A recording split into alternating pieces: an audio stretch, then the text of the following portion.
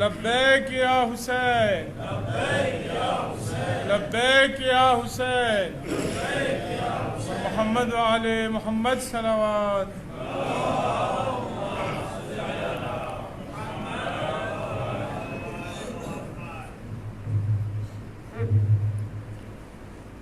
رحم اللہ من قرأ الفاتحہ. بسم اللہ الرحمن الرحیم. الحمد للہ رب العالمین الرحمن الرحیم مالک یوم الدین ایاک نعبد و ایاک نستعین اهدنا الصراط المستقیم صراط الذین انعمت علیہم غیر المغضوب علیہم ولا الضالین.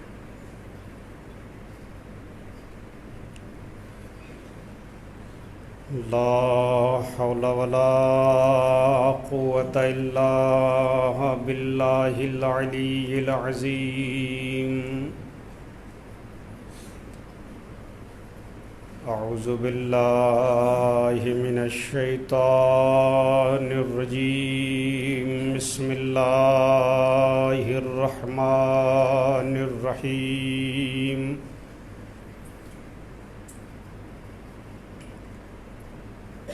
الحمد للہ رب العالمین.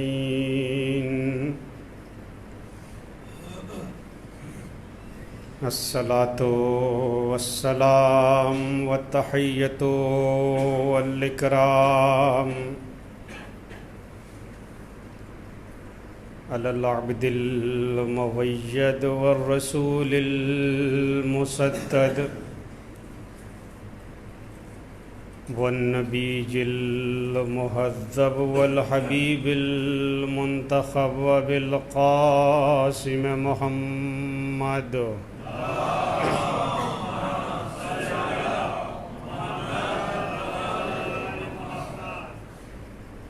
وعلى أهل بيته الطيبين الطاهرين المعصومين المظلومين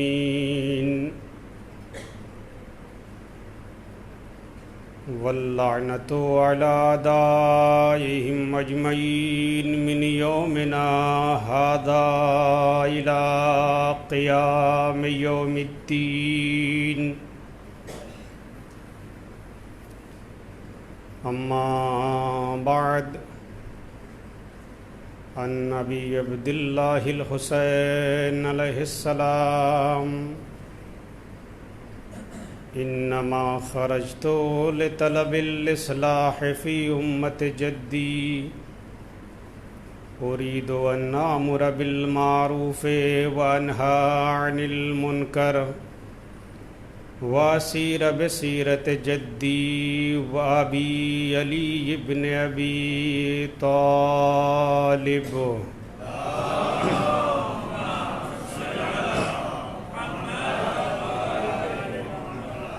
برادران عزیز، سرکار سید الشہداء کا غم منانے والوں، امام حسین علیہ السلام کی مجالسوں میں شرکت کرنے والوں، آپ حضرات مسلسل 10 دن سے ان مجالسوں میں شرکت کر رہے ہیں.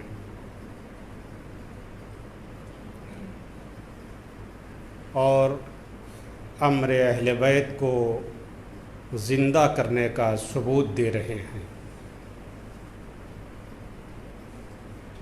جو آپ ان مجالسوں میں آتے ہیں، فرش عزا پر بیٹھتے ہیں، اس کا ایک اجر ہے جو سوائے خدا اور رسول اور بی بی زہرا کے کوئی اور نہیں دے سکتا. وفاداران سید الشہداء کی خاص اہمیت ہے، عظمت ہے، ان کا اجر ہے جو صرف اللہ اور رسول اور بی بی دو عالم آپ کو دے سکتی ہیں. کیونکہ آپ اہل بیت کی تعلیمات کو جاننے کے لیے، اہل بیت کے امر کو زندہ کرنے کے لیے آتے ہیں. میری بھی کوشش یہی رہی، چونکہ یہ اختتامی تقریر ہے اس سلسلے کی، میری بھی پوری سعی اور کوشش میری یہی تھی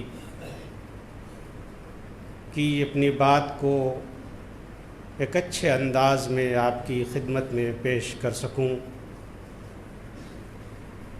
اور اسی لیے میں نے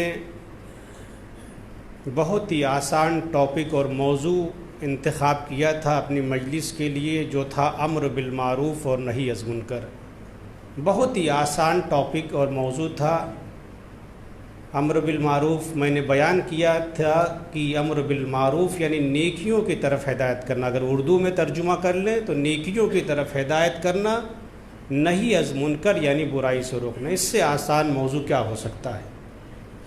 بہت ہی آسان موضوع، اور کربلا سے متعلق، سرکار حسین ابن علی کے قیام سے متعلق یہ موضوع تھا، جو آپ کی خدمت میں نے مسلسل ان ایام میں پیش کیا، اور میں آپ تمام حضرات کا شکر گزار ہوں کہ آپ نے بہت ہی اچھی طریقے سے ان مجالسوں کو سنا اور شرکت کیا۔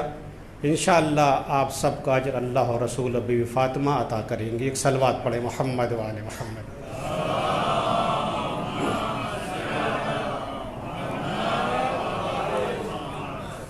سرکار حسین ابن علی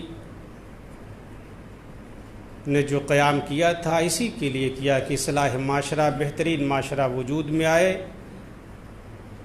نیکیاں معاشرے میں رہے، برائیاں معاشرے سے ختم ہو جائے، اور وہی ذمہ داری ہمارے اوپر ہے۔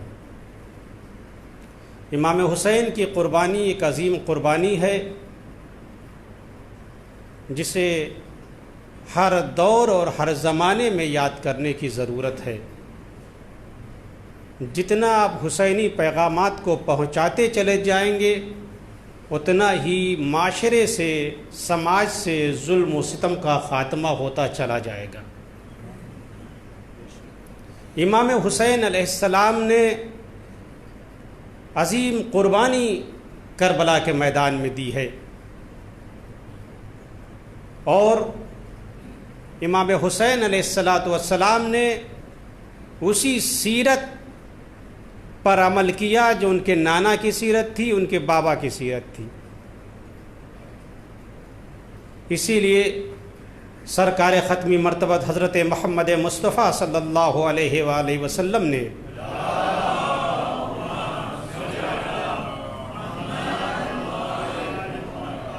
آپ نے فرمایا تھا کہ حسین منی وانا من الحسین، حسین مجھ سے ہے اور میں حسین سے ہوں۔ احب اللہ من احب حسینا، پروردگار تو اس کو دوست رکھ جو حسین کو دوست رکھتا ہے۔ حسین مجھ سے ہے، میں حسین سے ہوں۔ جو روش سرکار حسین ابن علی نے اختیار کی وہ نانا کی روش تھی، نانا کا طریقہ کار تھا، بابا کا طریقہ کار تھا۔ حضور فرماتے ہیں حسین مجھ سے ہے اور میں حسین سے ہوں۔ یہ حدیث رسول کے زمانے میں ممکن ہے لوگوں کو سمجھ میں نہ آئے کہ یہ کیسے ہو سکتا ہے، کیوں رسول یہ فرما رہے ہیں کہ میں حسین سے ہوں۔ یہ بات تو سب کے سمجھ میں آتی ہے کہ ہر نواسہ اپنے نانا سے ہوتا ہے، لیکن کہ نانا یہ کہتا نظر آئے کہ میں اپنے نواسے سے ہوں، یہ بات قیام کربلا سے 50 سال پہلے لوگوں کے لیے سمجھنا مشکل تھا، لیکن جب سرکار حسین ابن علی نے قیام کر کے رسالت کو بچا لیا تب لوگوں کے سمجھ میں آیا کہ حسین منی وانا من الحسین کا معنی کیا ہے۔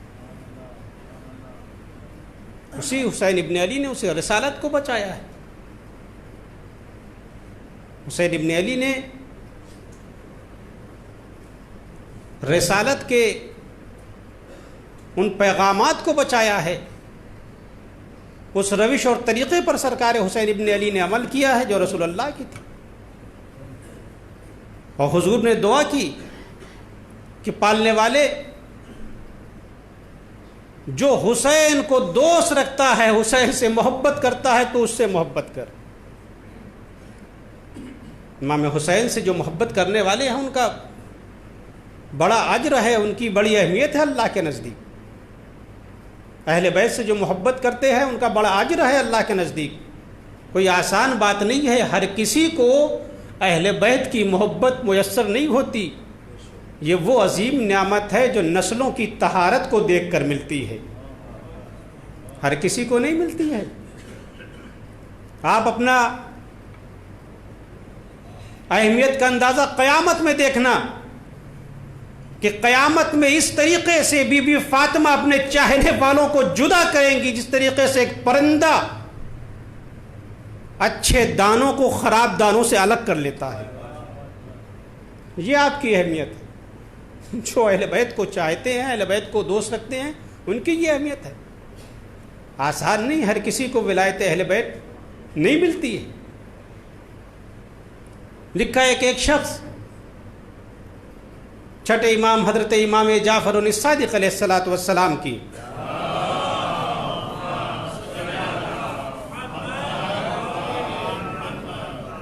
آپ اپنی اہمیت کو سمجھیں کہ جو اہل بیت سے محبت کرتے ہیں، ولایت کرتے ہیں، ان کی اہمیت کیا ہے۔ چھٹے امام کے پاس آیا شیخ طوسی، جو عالم تشیع کے بہت بڑے مشہور عالم دین ہیں، انہوں نے اس روایت کو نقل کیا۔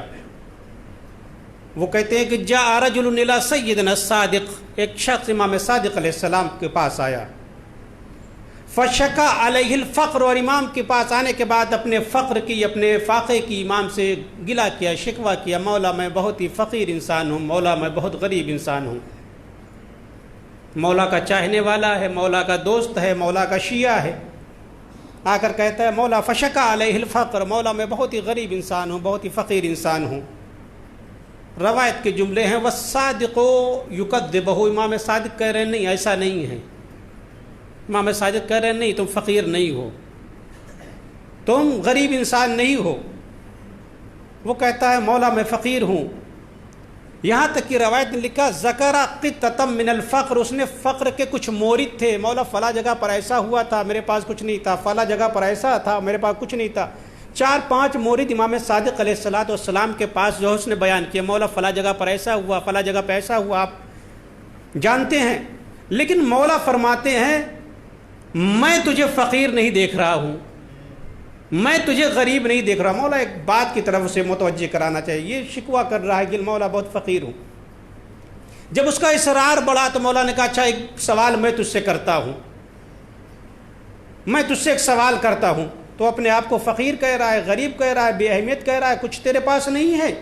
مولا نے کہا میں تجھ سے ایک سوال کرتا ہوں، یہ بتا جو ہم اہل بیت کی محبت تیرے دل میں ہے، لو اوتی تو 100 دینار، اگر تجھے میں 100 سونے کے سکے دوں، 100 سونے کے سکے دوں، اور تجھ سے یہ کہوں کہ جو ہم اہل بیت کی ولایت اور محبت تیرے دل میں ہے اس کو نکال دے، کیا تو ایسا کرے گا؟ اس نے کہا نہیں میں ایسا نہیں کرتا، 100 سونے کے سکے میں نہیں کر سکتا۔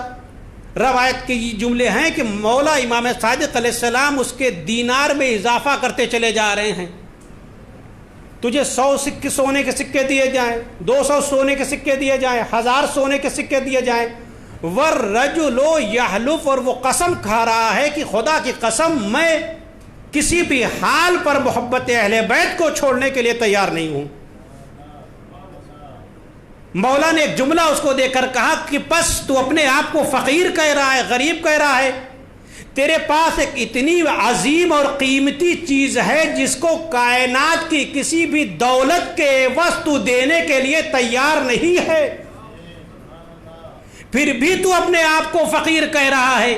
یہ کہہ کر امام صادق علیہ السلام نے سمجھا دیا کہ دیکھو حقیقت میں فقیر وہ نہیں ہوتا جس کے پاس پیسہ نہیں ہوتا، فقیر وہ نہیں ہے جس کے پاس دولت نہیں ہے، فقیر وہ ہے جس کے پاس محبت اہل بیت نہیں ہے، فقیر وہ ہے جس کے پاس ولایت اہل بیت نہیں ہے۔ امام صادق نے سمجھا دیا فقیر وہ نہیں ہے جس کے پاس مال و دولت نہ ہو، حقیقت میں فقیر وہ ہے جس کے پاس امام صادق نہ ہو، فقیر وہ ہے جس کے پاس امام حسین نہ ہو، فقیر وہ ہے جس کے پاس خدا نہ ہو۔ یہی وجہ ہے دعائے عرفہ میں سرکار سید الشہداء نے فرمایا تھا کہا اے پالنے والے، جس نے تجھے پا لیا کیا کھویا، جس نے تجھے کھو دیا کیا پایا؟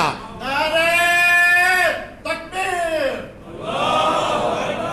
حسینیت زندہ باد، حسینیت زندہ باد، محمد والے محمد صلوات۔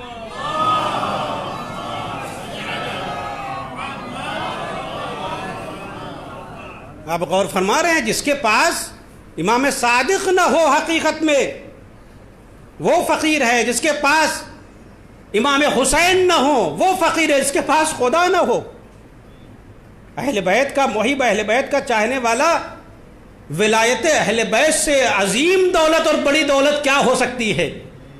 اسی لیے حضور نے فرمایا قیامت کے دن اگر کوئی انسان 70 انبیاء کے برابر عمل کر کے لائے، 70 انبیاء کے برابر عمل کر کے لائے قیامت میں، اور اس کے دل میں ولایت اور محبت اہل بیت نہیں پائی جاتی، تو اس کے عمل قبول نہیں کیے جائیں گے۔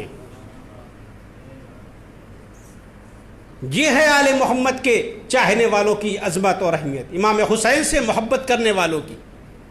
حضور نے فرمایا من احب حسینہ، جو حسین سے محبت کرے پروردگار تو اس سے محبت کر۔ امام حسین علیہ السلام سے محبت کرنے والے سے اللہ محبت کرتا ہے۔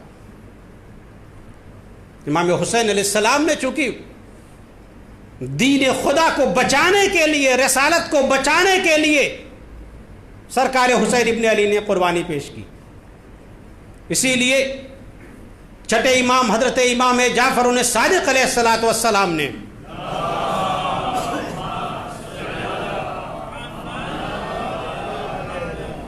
آپ سنیں اس روایت کو، امام حسین علیہ السلام کی قربانی عظیم قربانی ہے، اسی لیے ائمہ معصومین میں امام حسین علیہ السلام کے امتیازات بالکل الگ ہیں اور ان کی خصوصیات الگ ہیں۔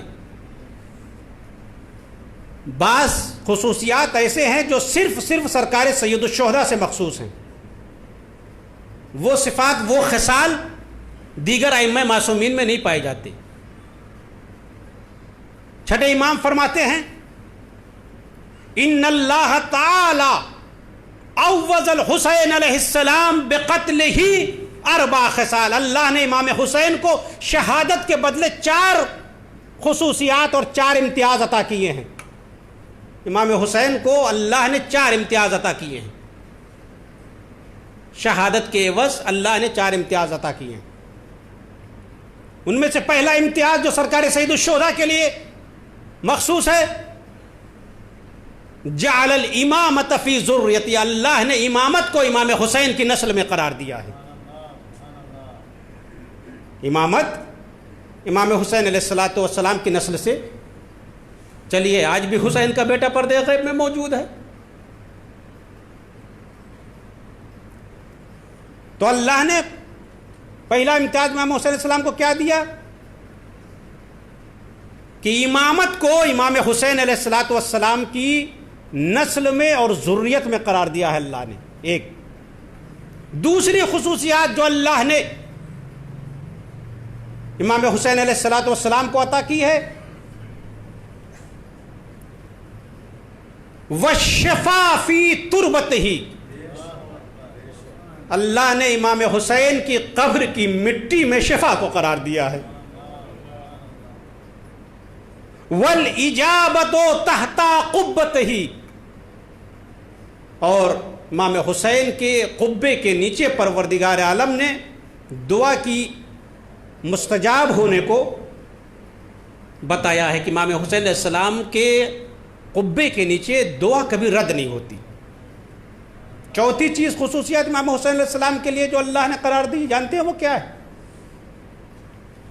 وہ یہ ہے کہ لا تعد ایام زائریہ جائن وراجعن من عمرہ، جو امام حسین علیہ السلام کی زیارت کے لیے جاتا ہے، جتنے بھی دن امام حسین علیہ السلام کی زیارت کے لیے خرچ ہوتے ہیں اس کو اللہ اس کے عمر میں حساب ہی نہیں کرتا۔ لبیک یا حسین،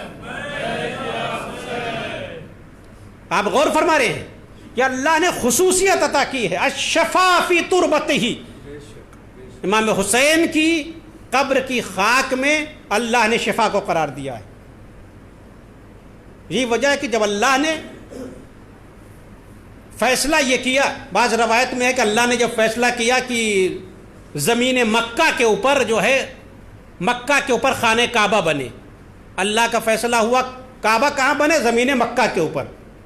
تو روایت میں آیا کہ زمین مکہ نے اپنے قصیدے پڑھنے شروع کیے، اپنے پر فخر کرنا شروع کیا کہ میں وہ ہوں جس پر خدا کا گھر بنے گا، میں وہ ہوں جس پر بیت اللہ بنے گا، میں وہ ہوں کہ قصیدے جب اس نے پڑھنے شروع کیے تو زمین کربلا نے آواز دی، اے زمین مکہ اپنے اوپر فخر نہ کر، اگر تیرے سینے پر کعبہ بنے گا تو میرے سینے پر وارث کعبہ قیامت تک سوئے گا، اور اس زمین کی مٹی کو خدا خاک شفا میں تبدیل کر دے گا. اسی لیے ائمہ معصومین علیہ السلام نے فرمایا کہ جب بھی تم بیمار ہو جاؤ، مریض ہو جاؤ، تو اپنا علاج خاک شفا سے شروع کرو. خاک شفا میں تمام مرض کی دوا خاک شفا ہے. مولا فرماتے ہیں من اکلا شیعتنا، دیکھیں خاک شفا بھی کتنی معرفت رکھتی ہے، کتنا اپنے شیعوں کو پہچانتی ہے، مولا کے شیعوں کو پہچانتی ہے، اپنے ماننے والوں کو پہچانتی ہے. اس روایت کو سنیں، خاک شفا ایک مٹی ہے لیکن پہچانتی ہے کہ کون دوست ہے کون دشمن ہے. چھٹے امام فرماتے ہیں، کیا فرماتے ہیں؟ من اکلا من شیعتنا، مولا فرماتے ہیں خاک شفا کی خصوصیت یہ ہے کہ اگر خاک شفا کو ہمارا کوئی شیعہ کھائے گا تو اسے شفا ملے گی، ہمارا دشمن کھائے گا تو اس کے مرض میں اضافہ ہو جائے گا.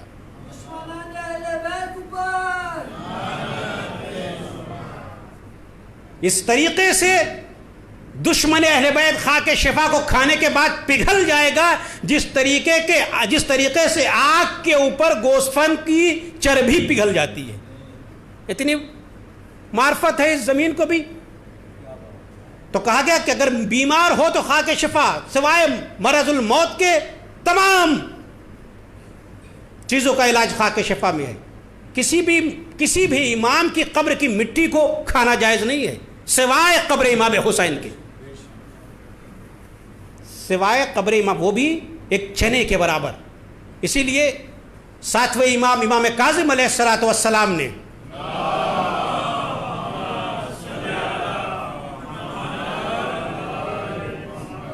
فرمایا دیکھو میری شہادت کے بعد میری قبر بنانا، قبر جو ہے میری قبر بنانا، اس کے بعد 4 انگشت کو قبر کو اونچا کرنا تاکہ معلوم رہے کہ قبر ہے. اس کے بعد مولانا کا دیکھو میری قبر سے مٹی کو نہ اٹھانا کیونکہ میری قبر کی مٹی کھانا جائز نہیں ہے سوائے قبر امام حسین کی. یہ خصوصیت اللہ نے صرف امام حسین علیہ السلام کو عطا کی ہے. لکھا ہے کہ محمد بن مسلم ایک صحابی ہیں، امام باقر علیہ السلام کے بھی صحابی ہیں، امام صادق علیہ السلام کے بھی صحابی ہیں. بیمار ہو گئے، مریض ہو گئے، امام کے صحابی بیمار ہیں، مریض ہیں. چند روز گزر گئے، امام باقر علیہ السلام کی خدمت میں نہ آئے. مولا نے سوال کیا کہ محمد بن مسلم نظر نہیں آئے. کسی نے کہا مولا بہت زیادہ بیمار ہیں، وہ مریض ہیں، وہ چل پھر نہیں سکتے. مولا کو خبر دی گئی، مولا امام باقر کو چل پھر نہیں سکتے، بہت مریض ہیں وہ. امام نے کہا اچھا. ایک غلام کو بلایا، مولا کے حجرے میں گئے، مولا نے کچھ نکالا، نکالنے کے بعد ایک شیشی لی، پانی میں ملایا اور اپنے غلام کو دیا. کہا لے جا کر محمد بن مسلم کو دے دینا اور کہہ دینا کہ اس کو پینے کے بعد فوراً میرے پاس حاضر ہو جائے. یہ غلام، اس کو کیا معلوم، یہ اس نے شیشی کو لیا، جا کر محمد بن مسلم کو دروازہ کھٹکھٹایا اور کہا کہ امام باقر نے یہ دیا ہے اور کہا اس کو پینے کے بعد فوراً جو ہے میرے پاس تم آ جانا. محمد بن مسلم نے دل میں کہا کہ میں اتنا مریض ہوں، اپنے پاس سے اٹھ نہیں سکتا، میں بیٹھ نہیں سکتا، میں ایک قدم چل نہیں سکتا، لیکن امام نے کہا کہ اس پانی کو پینے کے بعد فوراً آنا. بہرحال محمد بن مسلم کہتے ہیں میں نے اس پانی کو پیا، بڑا مزیدار پانی تھا، آب زلال تھا، خوشبو آ رہی تھی اس پانی سے. محمد بن مسلم کہتے ہیں میں نے پانی کو پیا، جیسے ہی پانی کو پیا میں نے اپنے اندر ایک تازگی کو محسوس کیا. میں نے محسوس کیا کہ میں بالکل ٹھیک ہو گیا ہوں, میں صحت یاب ہو گیا ہوں, میری کچھ سمجھ میں نہیں آ رہا تھا, میں بڑا خوشحال ہوا, خوش ہوا, اور تیزی سے امام باقر علیہ السلام سے ملاقات کے لیے گھر سے نکل پڑا. جیسے ہی امام باقر علیہ السلام کے گھر پر گیا, دروازہ کو کھٹکھٹایا, امام نے آواز دی, محمد بن مسلم تم ٹھیک ہو گئے ہو, گھر میں داخل ہو جاؤ. محمد بن مسلم گھر میں داخل ہوئے, آنکھوں سے اشک جاری ہے, ہاتھوں کو چوم رہے ہیں مولا کے, کبھی سر کو چوم رہے ہیں, مولا بہت شکریہ آپ کا, مولا بہت شکریہ. مولا نے کہا کیوں رو رہے ہو؟ کہا مولا اتنے دن گزر گئے تھے, آپ کی زیارت نہیں کر پایا تھا, آپ کے پاس آ نہیں پایا تھا, بڑا بیمار تھا, بڑا مریض تھا مولا. مولا نے کہا اچھا جو پانی بھیجا تھا تم نے اس کو پیا؟ کہا مولا آج تک اس جیسا پانی میں نے پیا ہی نہیں. فرزند رسول وہ کیسا پانی تھا جس کو پیتے ہی میں شفا یاب ہو گیا؟ مولا نے کہا وہ پانی نہیں تھا, وہ خاک شفا سے ملا ہوا پانی تھا. امام حسین کی تربت کی خاک سے ملا ہوا خاک شفا سے تھا, جس نے تمہیں شفا دے دیا. اے میرے عزیزو, یہ خاک کربلا کی عظمت ہے کہ انسان اگر پی لے تو بالکل ٹھیک ہو جاتا ہے. یہ امام حسین کی عظمت کو آپ دیکھیں کہ اگر فرشتہ جھولے سے مس ہو جائے تو اسے بالوں پر مل جاتے ہیں, اگر بیمار انسان خاک شفا کو کھا لے تو بیماریوں سے صحت یاب ہو جاتا ہے. ایک صلوات پڑھیں محمد و آل محمد پر.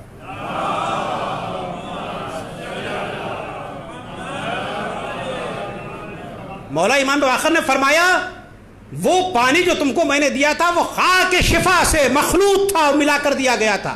مولا نے فرمایا دیکھو تم لوگ بھی اپنے گھر میں خاک شفا کو رکھو.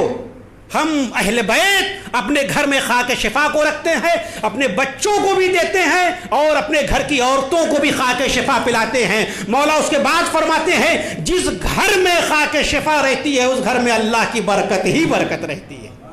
ایک صلوات پڑھیے محمد و آل محمد پر.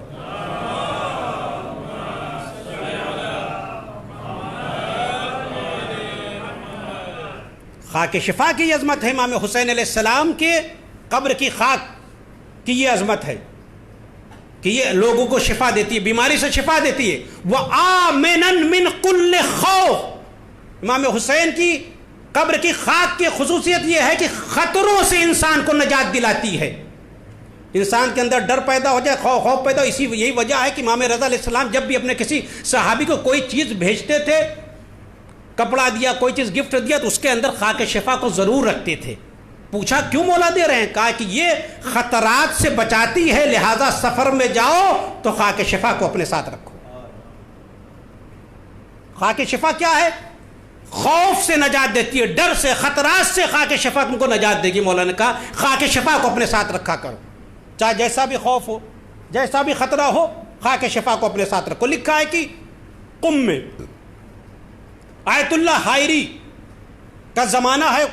آیت اللہ حائری جو ہے قم کے بہت بڑے عالم دین, ان کا زمانہ ہے. ان کے زمانے میں قم میں بہت بڑا سیلاب آ گیا, بہت بڑا سیلاب آیا اور اتنا خطرہ لاحق ہوا کہ پورا قم جو ہے اگر پانی نہ سنبھلا تو پورا قم جو ہے ڈوب سکتا تھا.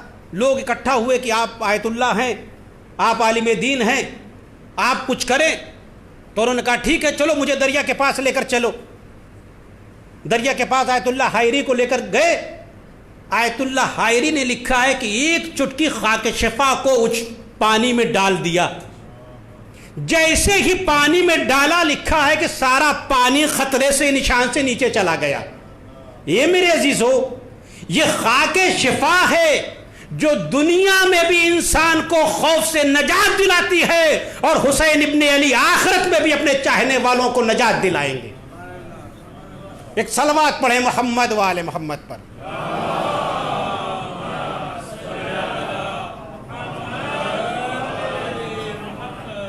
امام نے کہا, امام معصومین فرماتے ہیں اپنے گھر میں خاک شفا کو ضرور رکھا کرو.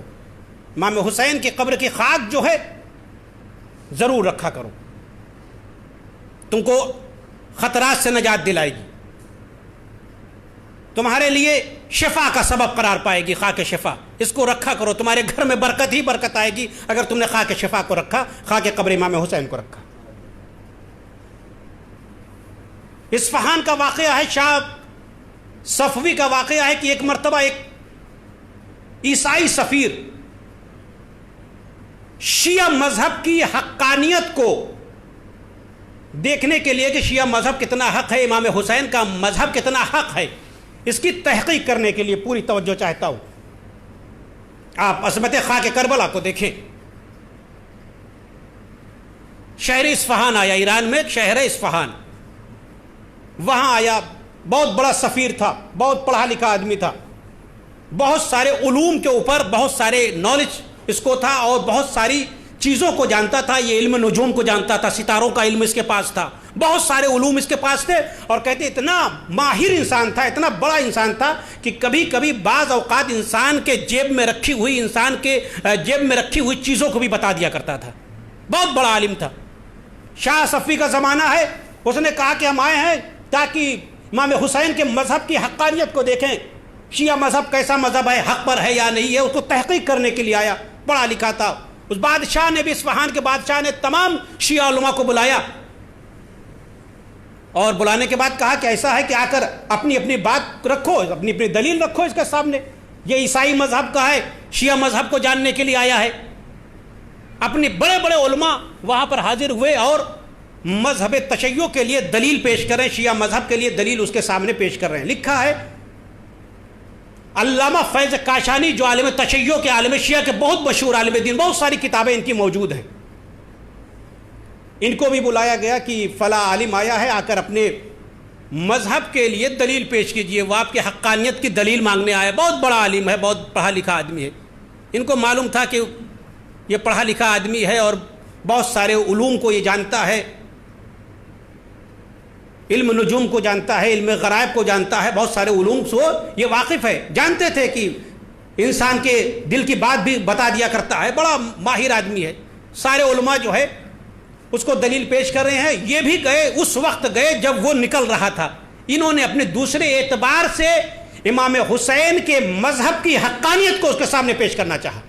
یہ دیر سے گئے, بالکل دیر سے گئے, دیکھا وہ نکل رہا, یہ بھی پہنچے. انہوں نے ایک جملہ کہا, اس کو جان بوجھ کے, جانتے تھے کہ پڑھا لکھا آدمی ہے, سب کچھ جانتا ہے. یہ پوری توجہ چاہتا ہوں. امام حسین کی خاک کی عظمت کو دیکھیں آپ. خاک کربلا, خاک شفا کی عظمت کیا ہے. فیض کاشانی نے کہا کہ جب بھی کوئی کسی ملک میں سفیر بھیجا جاتا ہے تو وہ پڑھا لکھا ہوتا ہے, وہ عالم ہوتا ہے. جیسے کہا وہ ناراض ہو گیا, جان بوجھ کے یہ جملہ کہا کہ میں نے سنا ہے کہ جب کوئی بھی سفیر بھیجا جاتا ہے تو پڑھا لکھا آدمی بھیجا جاتا ہے کسی ملک میں. تو اس نے کہا ہاں میں خود ایک عالم ہوں, میں پڑھا لکھا ہوں, بتائیے تو آپ کو کیا پوچھنا ہے, آپ کو کیا پوچھنا ہے, آپ کیا پوچھنا چاہتے ہیں. تو انہوں نے کہا تم بتا دیتے ہو. کہا ہاں بتائیے, میں جو بھی آپ کا سوال ہو میں اس کا جواب دوں گا. لکھا ہے کہ ایک مرتبہ فیض کاشانی نے اپنی قبا میں ہاتھ کو ڈالا اور اس میں خاک شفا کی تسبیح تھی, اس کو مٹھی میں بند کیا. بند کرنے کے بعد اس کے سامنے لائے, کہا تو بہت بڑا عالم ہے تو بتا اس میری مٹھی میں کیا ہے, میری اس مٹھی میں کیا ہے. تو بہت بڑا عالم ہے نا, مٹھی میں کیا ہے. ایک مرتبہ اس نے آنکھ کو بند کیا, چند لہجے کے اندر دیکھا کہ اس کے چہرے کا رنگ پیلا پڑ گیا, اس کے چہرے پر پسینہ آ گیا, اس کی زبان جو ہے گویا گنگ ہو گئی, وہ حیرت میں ہے, پریشان ہو گیا. فیض کاشانی نے کہا کہ تم نہیں بتا پا رہے, تم تو اپنے بہت بڑے عالم اپنے آپ کو سمجھتے تھے, تم یہ نہیں بتا پا رہے ہو کہ ہماری مٹھی میں کیا ہے. تمہارے چہرے پر پسینہ آ گیا, تمہارا چہرہ جو ہے زرد ہو گیا ہے, تم حیران و پریشان ہو گئے ہو, تم کہتے ہو میں بڑا عالم ہوں, تم کو یہ نہیں معلوم میری مٹھی میں کیا ہے. اس نے کہا فیض کاشانی مجھے عیسیٰ بن مریم کی قسم, عیسیٰ بن مریم کی قسم کھا کر کہتا ہوں, مجھے تو اسی لحظے معلوم ہو گیا تھا کہ تمہارے ہاتھ میں مٹی ہے, مگر حیرت مجھے اس بات کی ہے کہ یہ مٹی اس کائنات کی نہیں ہے, حیرت مجھے اس بات کی ہے کہ یہ مٹی اس کائنات کی نہیں ہے، میں حیرت میں ہوں کہ مٹی تمہارے ہاتھ میں کیسے پہنچ گئی۔ فیض کاشانی نے کہا تو نے سچ کہا، میرے رسول نے فرمایا تھا کہ کربلا جنت کا ایک ٹکڑا ہے، کربلا جنت کا ایک ٹکڑا ہے، یہ کربلا کی مٹی ہے، یہ خاک قبر امام حسین ہے، یہ خاک قبر امام حسین ہے۔ اس کے بعد فیض کاشانی نے کہا اے سفیر، اب تجھے امام حسین کے مذہب کی حقانیت کی دلیل کیا چاہیے؟ تو نے میرے رسول کی صداقت کا اقرار کر لیا، چونکہ رسول نے فرمایا تھا کربلا کی زمین جنت کا ایک ٹکڑا ہے، اور تو نے آج بتا دیا کہ یہ مٹی اس کائنات کی مٹی نہیں ہے، لہذا میرے رسول کی صداقت کا تو نے اقرار کر لیا۔ اب بتا مذہب تشیع کے لیے اس سے بڑی دلیل کیا ہو سکتی ہے؟ اس نے کہا ہاں آپ سچ کہہ رہے ہیں۔ اس کے بعد وہ فوراً مسلمان ہو گیا، وہ شیعہ ہو گیا۔ اے میرے عزیزو آپ دیکھیں، امام حسین کی مٹی کی عظمت کو دیکھ کر وہ مسلمان ہو گیا، وہ پادری شیعہ ہو گیا۔ امام حسین کے خاک قبر کی خاک کو دیکھنے کے بعد، اس کے معجزے کو دیکھنے کے بعد یہ مسلمان ہو گیا۔ اب آپ بتائیے، کل ایک جملہ عرض کرنے جا رہا ہوں، آج یہ امام حسین کی قبر کی خاک کو دیکھا مسلمان ہو گیا، عیسائی بڑا سفیر عالم دین ہے، وہاں کا عالم ہے اپنے دین کا، مسلمان ہو گیا۔ امام حسین کی عظمت کو دیکھیں کہ کل وہب کلبی نے امام حسین کے کردار کے عظمت کو دیکھا تو مسلمان ہو گیا۔ کل وہب کلبی نے امام حسین کے کردار کو دیکھا، ان کی عظمت کو دیکھا تو مسلمان ہو گیا۔ آج ایک عیسائی امام حسین کی قبر کی مٹی کی عظمت کو دیکھنے کے بعد مسلمان ہو گیا۔ کل وہب کلبی مسلمان ہوئے، آج یہ عیسائی سفیر۔ اس کا مطلب یہ ہوا کہ قبر امام حسین میں جسمانی مرض کا بھی علاج ہے، روحانی مرض کا بھی علاج ہے، اس شرط کے ساتھ کہ انسان کا دل پاک و پاکیزہ ہونا چاہیے۔ ایک صلوات پڑھے محمد و آل محمد پر۔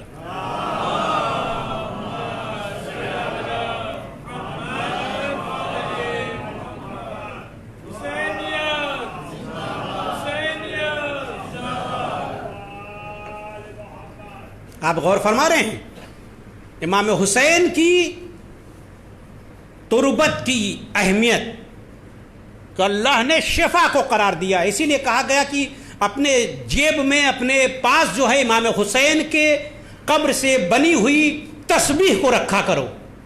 اس کا جانتے فائدہ کیا ہے؟ اس کا فائدہ یہ ہے، چھٹے امام فرماتے ہیں کہ اگر تم تسبیح نہ کرو گے تو یہ خود یہ تسبیح کرتی رہے گی۔ امام حسین علیہ السلام کی مٹی سے، خاک شفا سے بنی ہوئی تسبیح کی خصوصیت یہ ہے کہ آپ اگر تسبیح نہیں پڑھیں گے تو وہ تسبیح کرتی رہے گی۔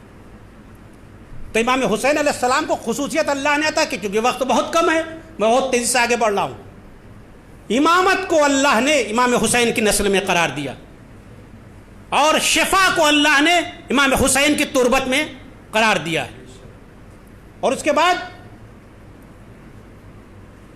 امام حسین کے لیے جو زیارت کے لیے جاتے ہیں، وہ ایام امام حسین کی زیارت کے لیے جو صرف ہوتے ہیں وہ عمر میں انسان کے حساب نہیں ہوتے، یعنی انسان کی زندگی پروردگار بڑھا دیتا ہے جتنا خرچ کیا۔ ایک چوتھی چیز والاجابۃ تحت قبتہ، دعا کا مستجاب ہونا امام حسین کے قبے کے نیچے، یہ خصوصیت ہے تو سرکار حسین ابن علی کے لیے بیان کی گئی ہے۔ لکھا ہے کہ ائمہ معصومین جب بھی اپنے اندر ضعف ہو، کمزوری اور نقاہت کو محسوس کرتے تھے تو لوگوں سے کہتے تھے جاؤ ہمارے لیے امام حسین کی قبر کے پاس جا کر دعا کرو۔ آپ اٹھا کر دیکھیں یہ روایت۔ امام ہادی علیہ السلام کا زمانہ ہے، ابو ہاشم جعفری کو بلایا، آپ توجہ فرمایا، ابو ہاشم جعفری امام کے بہت ہی قریبی صحابی ہیں، ان کو بلایا۔ بلانے کے بعد مولا نے ابو ہاشم جعفری سے کہا کہ میں اپنے بدن میں ذوق محسوس کر رہا ہوں، تم ایک کسی کو نائب قرار دو اور جا کر میری طرف سے امام حسین کے حرم میں جا کر دعا کرے.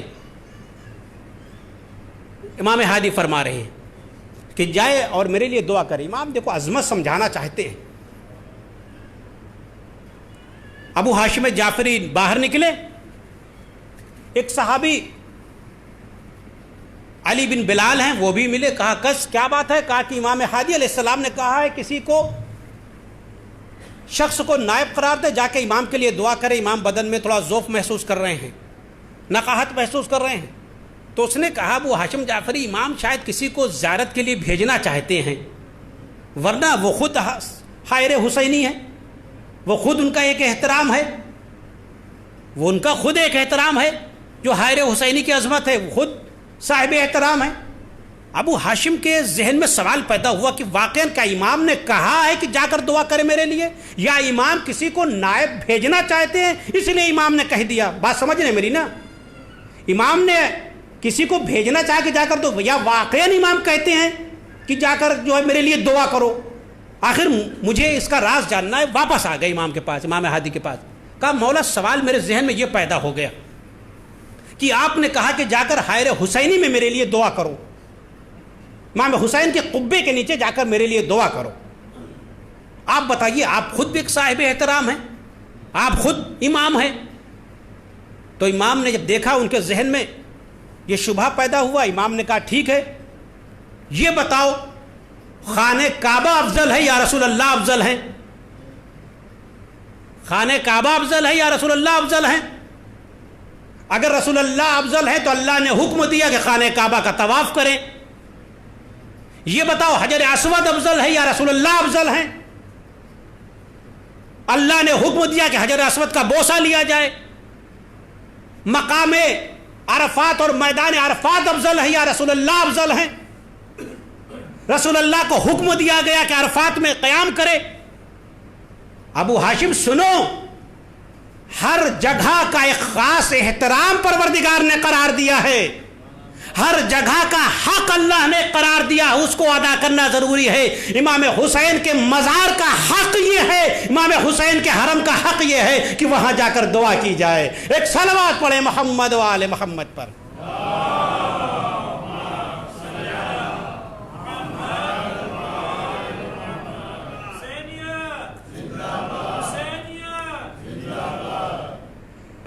آپ نے غور فرمایا میرے عزیزوں, میرے دوستوں, کہ اللہ نے امام حسین علیہ السلام کو خصوصیت عطا کی ہے.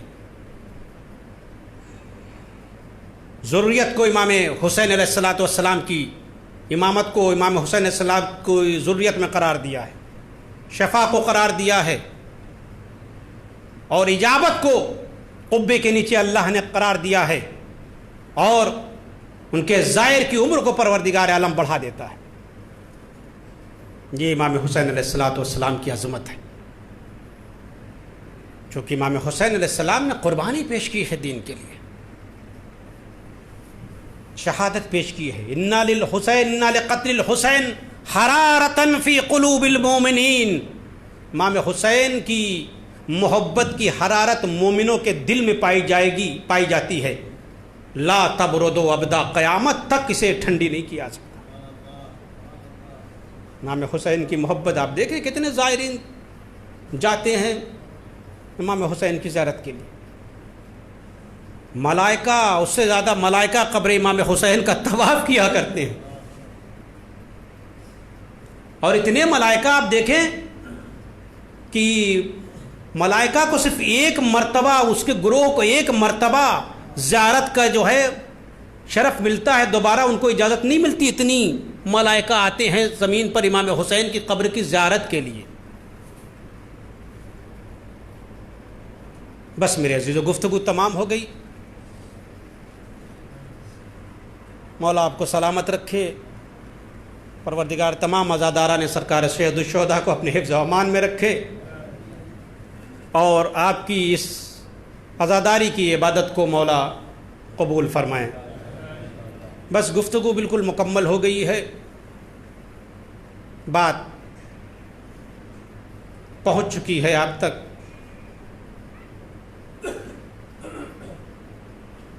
اب مصائب کے لیے چند جملے بیان کروں، اس سے بڑھ کر کون سا جملہ ہو سکتا ہے مصائب کے لیے؟ آپ بتائیے، اس جملے سے بڑھ کر مصائب کے لیے کون سا جملہ میں پڑھوں کہ آج شب عاشور ہے؟ اس سے بڑا کوئی جملہ ہے کہ میں پڑھوں مصائب میں؟ آج شب عاشور ہے، سالوں سال ہمیں انتظار رہتا ہے، محرم آئے گا، حسین کا غم منائیں گے، ماتم کریں گے، گریہ کریں گے، اتنی جلدی یہ 9 دن گزر گئے۔ مولا ابھی تو ہم آپ پر دل کھول کر روئے بھی نہیں، مولا ہم تو ابھی ماتم بھی نہیں کر پائے آپ پر۔ دیکھتے دیکھتے شب عاشور نمودار ہو گئی۔ آج کی مصائب کے لیے اتنا ہی کیا کم ہے کہ ابھی زہرا کا لال سلامت ہے، کل اس وقت تک زہرا کا بھرا گھر اجڑ چکا ہوگا۔ زینب کی بے قراری ہے، رات نہ ڈھلنا کہ اجڑ جائے گی زینب، آمادہ ہو جاؤ، آج رونے میں کوئی کنجوسی نہ کرنا، کوئی بخل نہ کرنا، آج رونے میں کوئی بخل نہ کرنا، آج آواز بلند کر کے حسین پر رونا، آج شب عاشور ہے، آج شب عاشور ہے، آج کی شب اپنے بچوں سے پیار بھی نہ کرنا،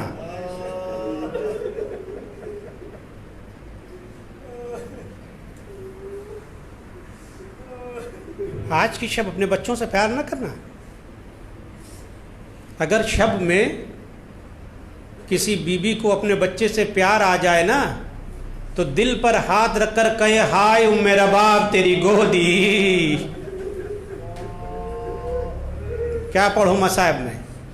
ہائے ام رباب تیری گودی۔ میرے عزیزو، جیسے ام رباب اجڑی ویسے کوئی بیوی نہ اجڑی، جیسے ام رباب اجڑی ویسے کوئی بیوی نہ اجڑی۔ رباب کے پاس 2 ہی امانتیں تھی، سکینہ زندان شام میں چھٹ گئی، اصغر کربلا میں چھٹ گیا۔ جزاک اللہ، اللہ ان آوازوں پر رحمت نازل کرے۔ اے میرے عزیزو، کربلا سے 2 بیویاں 2 چیزیں لے کر گئی ہیں، معلوم ہے آپ کو؟ کربلا سے 2 بیویاں 2 چیزیں لے کر گئی ہیں۔ ایک عباس کی بہن زینب عباس کی خون بھری سپر مدینہ لے کر گئی ہے، ایک عباس کی بہن زینب عباس کی خون بھری سپر مدینہ لے کر گئی ہے۔ عجب نے ام البنین کے سامنے رکھ دیا ہو، اما ام البنین عباس کا پرسا۔ دوسری بیوی جانتے ہیں کون ہے؟ وہ ہے ام رباب، علی اصغر کا جلا ہوا جھولا مدینہ لے کر گئی ہے، صغرا کی تسلی کے لیے ایک بہن اپنے بھائی کا انتظار کر رہی ہے۔ جیسے ام رباب اجڑی نا میرے عزیزو، ویسے کوئی بیوی نہیں اجڑی۔ شب عاشور ہے نا، بڑی قیامت کی شب ہے، رات نہ ڈھلنا کہ اجڑ جائے گی زینب۔ نافع بن ہلال کہتے ہیں شب عاشور میں نے دیکھا کہ حسین مقتل کا معائنہ کرنے کے لیے جا رہے ہیں، رات کا سناٹا ہے، امام تنہا مقتل میں جا رہے ہیں، میں پیچھے پیچھے امام کی طرف امام کے ساتھ چل دیا۔ امام نے احد کو محسوس کیا، نافع تم ہو؟ جی مولا۔ کہا نافع اگر آ گئے ہو تو آ جاؤ، میں تمہیں شہداء کے ان جگہوں کو دکھائے دیتا ہوں جہاں پر وہ شہید کیے جائیں گے۔ نافع وہاں پر حبیب مارے جائیں گے۔ اے نافع وہ جگہ دیکھ رہے ہو نا، وہاں پر میرا جوان بیٹا علی اکبر مارا جائے گا۔ اے نافع وہ جگہ کو دیکھ رہے ہو نا، وہاں پر میرے بھائی کے بازو قلم کر دیے جائیں گے۔ نافع وہ جگہ دیکھ رہے ہو نا، وہاں پر مسلم ابن اوسجہ مارے جائیں گے۔ امام حسین جگہ بتا رہے ہیں۔ ایک مرتبہ نافع کہتے ہیں مولا کسی بی بی کے رونے کی آواز آ رہی ہے، مولا کسی نشیب سے بی بی کے رونے کی آواز آ رہی ہے۔ حسین نے کہا نافع وہ میری ماں فاطمہ ہے جو کربلا میں میرا غم منا رہی ہے۔ اے دشت نینوا میرا بچہ ہے بے خطا۔ ہاں عزیزو، شب عاشور ہے، یہی وہ رات ہے جب حسین نے وہ تاریخی جملہ کہا تھا اپنے اصحاب کو اکٹھا کر کے۔ شب کو اصحاب کا دل تول رہے تھے شبیر، دیکھنا یہ تھا انہیں فکر تنو سر تو نہیں، یا تو یہ کہیے کہ سبھی لال اکٹھے کر کے جوہری دیکھ رہا تھا، کوئی پتھر تو نہیں۔ حسین نے یہی وہ رات ہے جب چراغ کو گل کیا اور گل کرنے کے بعد کہا جسے جانا ہے چلا جائے، جسے جانا ہے چلا جائے۔ کچھ دیر کے بعد جب امام مظلوم نے چراغ کو روشن کیا، عجیب منظر دیکھا۔ سعید اور زہیر اپنے اپنے نیزے اپنے اپنے تلواریں سینے سے لگائے ہوئے ہیں۔ اے فرزند رسول، آپ ہمارا امتحان لے رہے ہیں، آپ اگر حکم دیں ہم نیزوں پر اتنا زور دیں کہ ہماری سینے سے باہر نکل جائیں، تلواروں پر اتنا زور دیں کہ تلواریں ہماری گردنوں کو کاٹ دیں۔ مولا اگر ہمیں 70 مرتبہ قتل کیا جائے، زندہ کیا جائے، پھر بھی آپ کا ساتھ نہیں چھوڑیں گے۔ پھر امام حسین نے وہ تاریخی جملہ کہا کہ جیسے اصحاب مجھے ملے، نہ میرے بابا کو ملے، نہ میرے بھائی کو ملے۔ شب عاشور قیامت کی شب، یہ شب گزری، عاشور کا سورج طلوع ہوا۔ یہی وجہ ہے کہ امام حسین بھی جب جنگ فرما رہے تھے تو اپنے اصحاب کو یاد کر رہے تھے۔ سعید کہا ہو، زہیر کہا ہو، آؤ حسین کی جنگ دیکھو۔ جب عاشور کا سورج طلوع ہوا نا میرے عزیزوں، حسین نے اپنی تنہائی کو دیکھا۔ جدھر حسین دیکھتے ہیں لاشیں ہی لاشیں نظر آ رہے ہیں۔ کئی بھتیجوں کے لاشیں، کئی بیٹوں کے لاشیں حسین دیکھ رہے ہیں۔ مقتل کہتا ہے کہ جب حسین نے اپنے آپ کو تنہا محسوس کیا، آئے ہو نا ام رباب کو پرسہ دینے کے لیے، آئے ہو نا علی اصغر کا ماتم کرنے کے لیے، آئے ہو نا۔ حسین نے تنہائی کو محسوس کیا، آہستہ آہستہ مصائب پڑھ رہا ہوں، آپ آمادار ہیں، رونا ہے، آپ کو گریہ کرنا ہے، رباب کے اس لال کا ماتم کرنے کے لیے آئے ہو تو رونوں میں آج بخل نہ کرنا۔ شب عاشور ہے، یہ تصور رہے ذہن میں، خود ہی رونے کے لیے کافی ہے کہ آج شب عاشور ہے۔ حسین نے اپنی تنہائی کو دیکھا، میدان میں آئے، آواز بلند کی، آواز استغاثہ بلند کی، استغاثہ بلند کی، حل من ناصر ینصرنا، ہے کوئی جو میری مدد کو آئے؟ حل من ذاب یذبون حرم رسول اللہ، ہے کوئی جو حرم رسول کا دفاع کرے؟ لکھا ہے حسین نے یہ آواز بلند کی۔ ادھر مقتل کے جملے ہیں، فارتفعت اصوات النساء بالعویل، خیمہ گاہ سے بیویوں کی رونے کی آواز بلند ہو گئی، بیویوں کے رونے کی آواز بلند ہوئی۔ حسین نے جب بیویوں کے رونے کی آواز کو سنا، ترے خیمہ پر آئے، کہا بہن زینب کیا کسی بچے کی شہادت واقع ہو گئی ہے؟ کہا بھیا آپ کی آواز استغاثہ کو سن کر علی اصغر نے جھولے سے گرا دیا ہے۔ علی اصغر نے اپنے آپ کو جھولے سے گرا دیا۔ حسین نے ایک جملہ کہا، ناولنی ولدی الصغیر، ہے زینب میرے بچے کو مجھے دے دو۔ بھیا اس نے 3 دن سے کچھ پانی نہیں پیا۔ حسین نے کہا لاؤ میں اپنے بچے کو پانی پلا کر لاتا ہوں۔ اے میرے عزیزوں، نہ جانے امام حسین کے لیے علی اصغر کی مصیبت کتنی سخت مصیبت تھی۔ میں بتاؤں کہ جب انسان کوئی عالم غربت میں ہوتا ہے، وطن سے دور ہوتا ہے، سوچئے گا اس جملے کو، رونے کے لیے کافی یہ جملہ ہوگا۔ جب انسان وطن سے دور ہوتا ہے اور اس پر کوئی مصیبت آتی ہے تو اپنے بہت یاد آتے ہیں۔ حسین علی اصغر کے لاشے پر امام حسین نے اپنے شیعوں کو یاد کیا ہے۔ کتنی سخت مصیبت حسین کے لیے رہی۔ علی اکبر کا لاشا لے آئے، حسین نے یاد نہیں کیا۔ عباس کے بازو لائے، قاسم کا پامال شدہ لائے، لاشا لائے، مگر یاد نہیں کیا۔ مگر نہ جانے علی اصغر کی مصیبت حسین کے لیے کتنی سخت مصیبت تھی کہ یہاں پر حسین نے اپنے شیعوں کو یاد کیا ہے، آپ کو یاد کیا ہے۔ مولا فرماتے ہیں لیتکم فی یوم عاشورا جميعا تنظرونی کیف استسقی لطفلی فابا یرحمونی۔ اے میرے شیعوں، کاش تم کربلا میں ہوتے، کاش تم کربلا میں ہوتے تو دیکھتے کس طریقے سے میں اپنے چشمائے کے لیے پانی طلب کر رہا ہوں۔ حسین کے لیے کتنا سخت تھا کہ حسین پانی کا مطالبہ کرے، شیعوں کاش تم کربلا میں ہوتے تو دیکھتے میں کس طریقے سے اپنے بچے کے لیے پانی طلب کر رہا ہوں۔ امام حسین بچے کو لے کر میدان میں آئے ہیں اور ایک جملہ کہا ہے، یا قوم ان لم ترحمونی فرحموا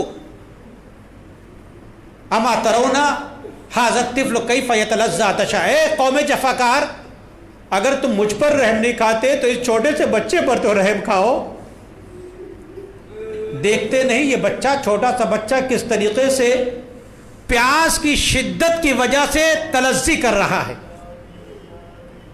اے میرے عزیزو، علامہ شیخ شستری لکھتے ہیں کہ یہ بچہ پیاس کی شدت کی وجہ سے اس طریقے سے نڈھال ہو گیا تھا کہ اب علی اصغر کو تیر حرملہ کی ضرورت نہیں تھی۔ بچہ حالت احتضار میں آ چکا تھا، پیاس کی وجہ سے نڈھال ہو چکا تھا بچہ۔ امام حسین کہتے ہیں تم دیکھتے نہیں یہ بچہ کس طریقے سے تلذہ کر رہا ہے۔ سنیں گے مصائب میں پڑھوں، یہ بچہ کس طریقے سے تلذہ کر رہا ہے۔ تلذہ جانتے ہیں، تلذہ عربی میں مچھلی کی تیسری کیفیت کو کہتے ہیں۔ سنو جملہ آپ، تلذہ، امام حسین کہتے ہیں میرا بچہ تلذہ کر رہا ہے پیاس کی وجہ سے۔ تلذہ کلام عرب میں مچھلی کی تیسری کیفیت کو کہتے ہیں۔ مچھلی جب پانی سے نکال لی جاتی ہے نا تو مچھلی پانی سے نکلنے کے بعد کبھی اچھلتی ہے اور کبھی گر جاتی ہے۔ کچھ دیر کے بعد جب مچھلی کی یہ طاقت ختم ہو جاتی ہے تو پیاس کی وجہ سے مچھلی کبھی دائیں کروٹ ہوتی ہے کبھی بائیں کروٹ ہوتی ہے، اور کچھ دیر کے بعد جب مچھلی کی یہ بھی کیفیت ختم ہو جاتی ہے، اب مچھلی پیاس کی وجہ سے، پانی نہ ملنے کی وجہ سے اپنے منہ کو کھولتی ہے اور بند کر لیتی ہے۔ اسی کیفیت کو کلام عرب میں تلذہ کہتے ہیں۔ امام کہتے تم دیکھتے نہیں میرا بچہ پیاس کی وجہ سے کس طریقے سے تلذہ کر رہا ہے۔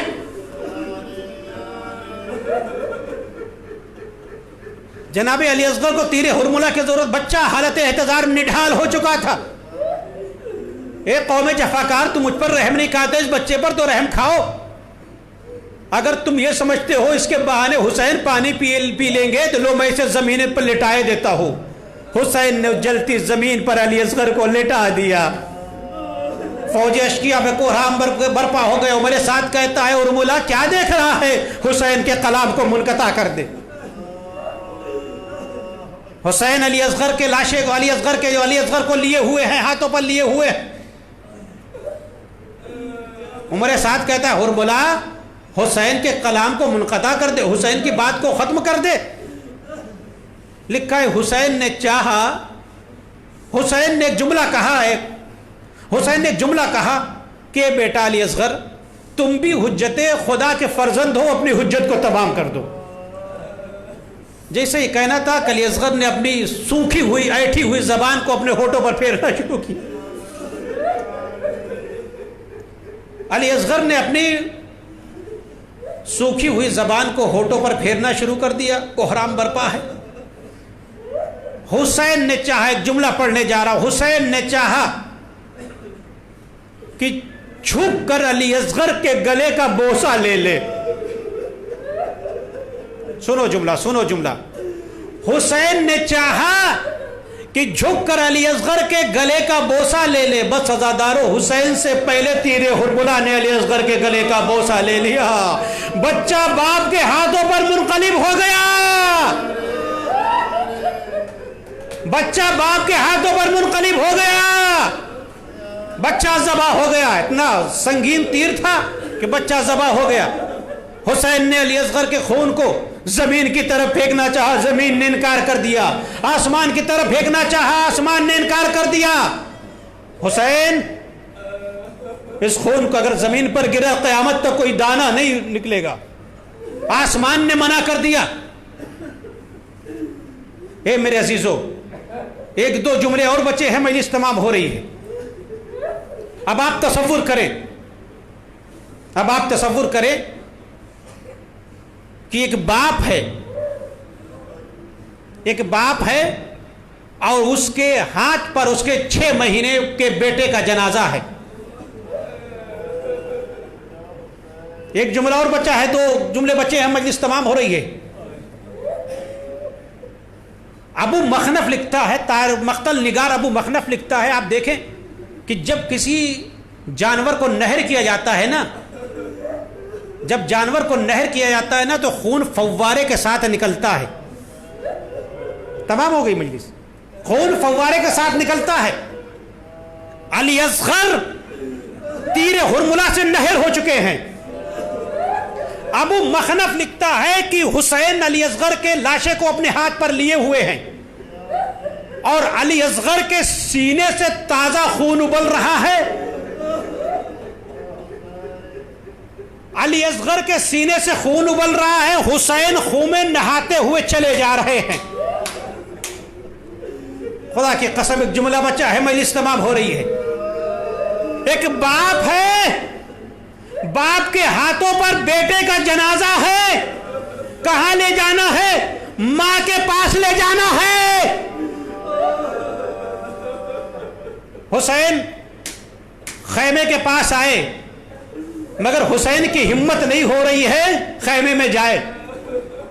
7 مرتبہ حسین آگے بڑھے، 7 مرتبہ حسین پیچھے ہٹے. انا للہ و انا الیہ راجعون. باپ کی ہمت نہیں پڑی کس طریقے سے ماں کو جواب دے. ایک مرتبہ حسین نے ہمت باندھی. سنو گے جملہ؟ حسین نے ہمت باندھی، خیمے کا پردہ ہٹایا. ہٹانے کے بعد آواز دی، رباب اپنے امانت علی اصغر کو لے جا. رباب سے پہلے سکینہ نظر نکل آئی. بابا لاللہ سقیتا بھی ہے، بابا شاید میرے بھیا کو پانی پلا لائے، میرا بھیا بڑا پیاسا تھا. بابا میرا بھیا کم سے کم سیراب تو ہو گیا. قیامت کے جملے میں نے وہ جملہ کہا تھا کہ جب کوئی جانور نہر ہوتا ہے تو خون نکلتا ہے، ابلتا ہوا خون نکلتا ہے.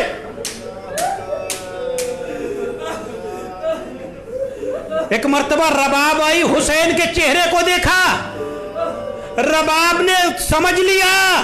ایک جملہ کہا، رباب نے ایک جملہ کہا، اے میرے بیٹے علی اصغر، کیا اس سن کے بچے بھی نہر کیے جاتے ہیں؟ رباب سمجھ گئی میرا بچہ تیر سے نہر کر دیا گیا.